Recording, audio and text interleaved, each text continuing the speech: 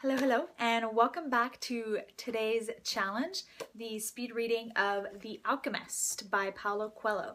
So this is a book that was actually written in 1988 in Portuguese for the first time and has since been spread worldwide to over 190 million copies sold. So clearly a very popular book. You know, Oprah and Pharrell credit it as being one of the most influential that they've read. So I definitely recommend it, as do they. And overall, it's a allegorical novel, which means that it's basically a prolonged metaphor. And high level, the book actually deals with an Andalusian shepherd called Santiago, who meets an old king early on in the book who tells him that he needs to pursue his personal legend. And personal legend is basically our calling, that sort of driving force within you, that thing that you know you need to pursue.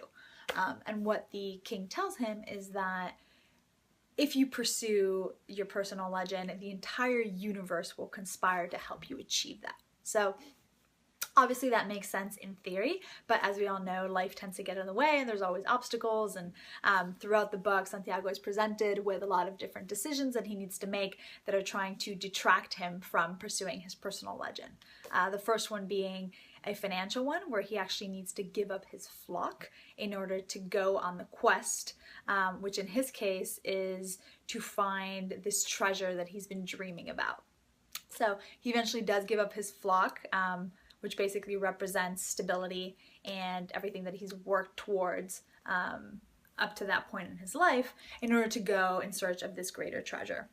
And then throughout his journey, he comes up with, a series of obstacles yet again, and eventually also meets the love of his life, which in this case is also presented as an obstacle, because even though he's in love and wants to be with her, she is still an obstacle in order for him to achieve his personal legend, which is of finding this treasure. So he needs to leave her and continue on his quest.